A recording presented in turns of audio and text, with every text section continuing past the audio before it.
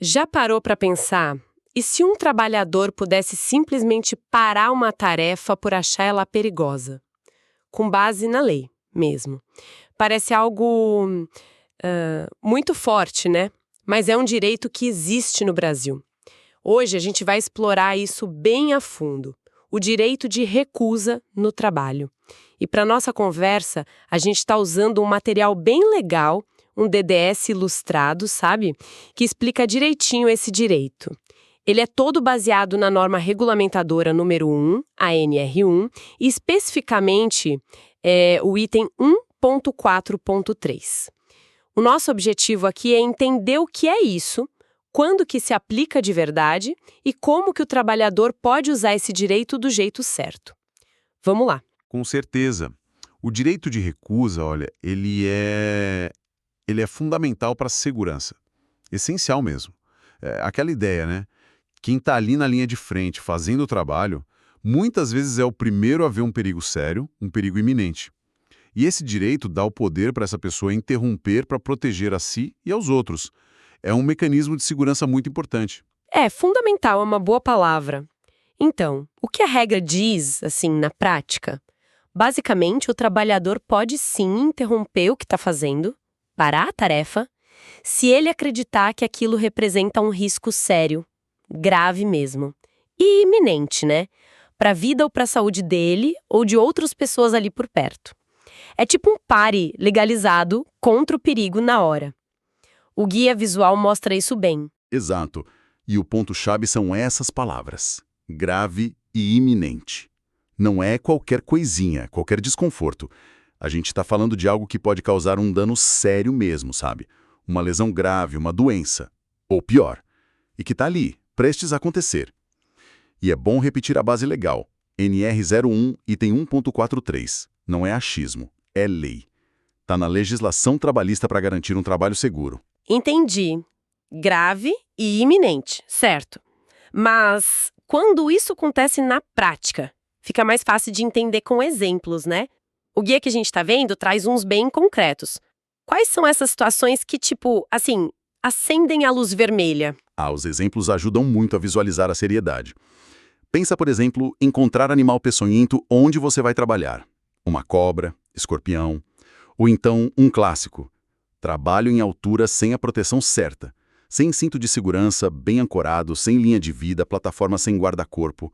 E isso é muito sério. Nossa, só de imaginar. E o guia fala também de fios elétricos desencapados, né? Parece óbvio, mas acontece. Acontece demais. A pressa, falta de manutenção. Outro exemplo ainda mais alarmante. Vazamento de gás. Tóxico ou inflamável. Imagina estar num lugar fechado e sentir cheiro de gás ou o alarme disparar. Continuar ali é um risco absurdo. Ou você perceber que uma estrutura tá instável. Um andaime meio bambo, uma escavação que parece que vai desabar, e até coisa que parece menor, mas não é. Escada ou andaime quebrado, faltando pedaço, amarrado de qualquer jeito. É um convite para acidente. Olhando esses exemplos todos, fica claro que não é frescura, né? São situações de risco real para a vida. Não é tipo, não tô afim de fazer essa tarefa hoje. De jeito nenhum.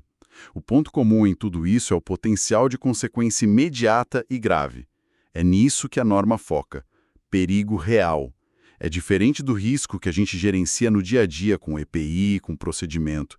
O direito de recusa entra quando essas proteções falham ou não existem para uma ameaça específica, sabe? Uma ameaça aguda. Essa diferença é super importante. Mas aí, o guia traz uma pergunta que o trabalhador tem que se fazer antes de parar tudo. Achei isso bem interessante. É tipo uma autoavaliação rápida. Essa tarefa, desse jeito, agora, vai me expor diretamente a esse risco? Exatamente. Essa questão da exposição direta é o filtro. O direito protege quem está ali na cara do perigo, entende? O risco tem que ser direto para quem vai fazer a tarefa ou para alguém que vai ser atingido imediatamente por aquela ação. Um colega do lado, por exemplo. Não vale para um risco, digamos, hipotético ou muito indireto ou lá longe. É uma avaliação ali na hora da situação concreta. Isso me levanta uma dúvida. E se o risco não for direto para mim, mas o que eu vou fazer pode criar um risco sério para outra pessoa? Sei lá, ligar uma máquina que eu sei que está com problema e pode afetar quem usar depois. Essa é uma boa pergunta. Uma área um pouco cinzenta. A NR01 fala em risco à sua vida e saúde ou a de outras pessoas. Normalmente a gente entende que essas outras pessoas são as que estão ali, perto, sob risco imediato daquela tarefa específica. Mas, claro, pela ética e pelo dever de cuidado geral, se um trabalhador vê um risco grave, mesmo que não o afete na hora, ele tem que avisar, imediatamente. Talvez não seja exatamente o direito de recusa de parar a sua tarefa, mas é um dever de comunicar, para evitar acidente com outro. A empresa tem que agir ao receber essa informação. Mostra que tudo está conectado, né? A cultura de segurança. Faz todo sentido. A segurança é coletiva, no fim das contas. Ok, então vamos lá. O trabalhador viu o risco, avaliou que é grave, iminente, exposição direta. Decidiu, não dá para fazer, tem que parar. Qual o jeito certo de fazer isso? Imagino que não é só largar a ferramenta e sair andando, né? Pode dar problema. Com certeza não. Agir assim no impulso pode gerar confusão, parecer insubordinação até. O guia visual é ótimo nisso. Ele dá um passo a passo. São 3 etapas para formalizar a recusa e garantir que seja tratada como segurança, não como problema disciplinar. Ótimo. Qual o primeiro passo? Primeiro, identificar o problema claramente. Não adianta só falar "tá perigoso". Tem que ser específico. Tipo, olha, a madeira dessa plataforma aqui do andaime tá podre, tá balançando muito. Ou, tem cheiro forte de gás perto da válvula X. Ou, tá faltando cabo de segurança para prender o cinto aqui. Clareza ajuda todo mundo. Entendi. Ser bem específica na descrição do perigo. E o segundo passo? Esse parece mais formal. O segundo é registrar a recusa. A recomendação forte é fazer isso por escrito. Pode ser num formulário da empresa se tiver, ou até num papel simples mesmo. Descreve o risco, diz que está interrompendo por causa daquilo. O guia até sugere se tira foto com o celular se puder usar na área, né? Anota quem mais viu o problema. Isso cria um registro. É a prova de que você não parou do nada, mas por uma preocupação real com a segurança. Protege o trabalhador. Ah, documentar é importante mesmo. Protege quem se recusa. E o terceiro passo? Terceiro e essencial, comunicar na hora para o chefe direto. Para o encarregado, supervisor, líder, técnico de segurança, quem for a referência ali. Não pode ser uma recusa silenciosa. O trabalhador tem que chegar e falar: identifiquei esse risco X, por isso estou parando a tarefa Y e registrei ou vou registrar isso. Essa comunicação avisa a empresa oficialmente e passa a bola para a gestão resolver o problema. Identificar, registrar, comunicar. Parece bem lógico. Mas fico pensando na correria do dia a dia, registrar por escrito. Numa obra barulhenta, numa linha de produção. Às vezes não é tão simples parar para escrever, né? É verdade, tem essa questão prática. O ideal é o escrito, mas o mais importante é registrar e comunicar. Se não der para escrever na hora, comunica verbalmente para o chefe imediatamente, deixa bem claro que é o direito de recusa por causa do risco tal e busca registrar assim que der. Talvez no escritório do supervisor, pede ajuda para o pessoal da segurança do trabalho, SESMIT, para a CIPA. O importante é não deixar passar sem registro e sem o aviso oficial. Hoje em dia, até um e-mail rápido ou uma mensagem no aplicativo da empresa serve como registro inicial, né? Documentar a hora, o local, o risco, o aviso verbal. Boas ideias essas alternativas. E seguir esses passos, além de proteger o trabalhador de problema, que mais acontece? Olha, as consequências são muito importantes. Primeiro, protege o trabalhador, como a gente falou. Direito exercido corretamente não pode dar punição. Se a empresa retaliar, está errada.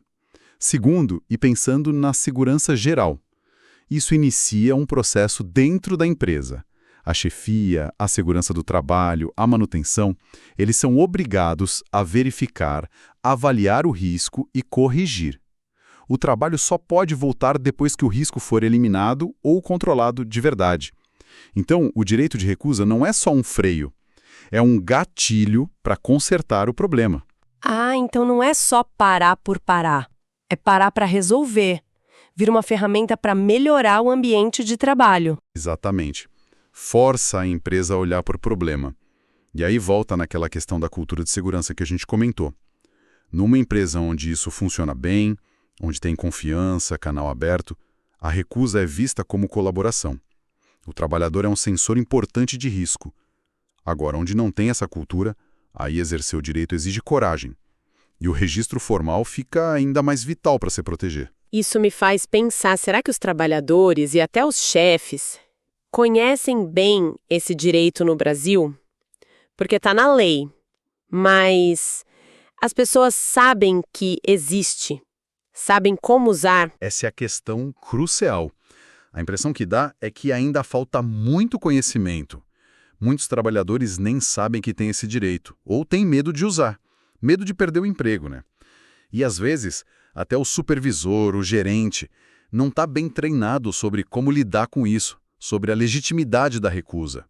Por isso que materiais como esse DDS ilustrado, que explicam a norma de um jeito fácil, são tão valiosos. Treinamento, campanha de informação, o exemplo vindo de cima, tudo isso ajuda a tornar o direito algo real no dia a dia. É um ciclo, então. O direito existe, mas precisa ser conhecido, respeitado na cultura da empresa para funcionar. E quando funciona, ajuda a melhorar essa cultura. Perfeito. É isso mesmo, uma via de mão dupla. A lei empurra a cultura e a cultura facilita o uso da lei. O ideal seria que a comunicação sobre riscos fosse tão boa que usar o direito de recusa formal fosse raro, porque os problemas seriam vistos e resolvidos antes. Mas ele precisa existir como garantia. Muito bom, acho que deu para a gente entender bem melhor essa questão hoje. Vamos só recapitular rapidinho os pontos principais? A gente viu que o direito de recusa está lá na NR01, item 1.4.3. Ele permite ao trabalhador parar uma tarefa se tiver um risco grave e iminente para a vida ou saúde. Isso. E lembrar dos critérios, grave e iminente. Vimos exemplos bem sérios, né? Desde bicho perigoso até estrutura caindo ou problema elétrico grave. E aquela pergunta-chave. A exposição ao risco é direta para mim ou para quem está perto? Exato. E o mais prático, talvez, o procedimento correto para usar o direito, identificar bem o risco, registrar a recusa, de preferência por escrito com prova, se possível, e, muito importante, comunicar na hora para o chefe. Esses passos são proteção e o começo da solução. Perfeito. E toda essa nossa conversa leva a gente a pensar um pouco além da regra, né? O fato desse direito existir e como ele é vivido ou não nas empresas fala muito sobre como a segurança é tratada, sobre as relações de trabalho. Com certeza. O que nos deixa com aquela reflexão final para quem está ouvindo a gente. Pois é, fica a pergunta no ar. Como será que o conhecimento e, mais ainda, a prática desse direito de recusa podem realmente mudar o dia a dia da gestão de risco nas empresas? De que jeito essa ferramenta, quando levada a sério por todo mundo, pode redefinir a parceria entre quem faz o trabalho e quem gerencia, construindo não só lugares mais seguros, mas também relações de mais confiança, mais respeito. É algo para a gente pensar, né? O impacto que um pedacinho da lei pode ter.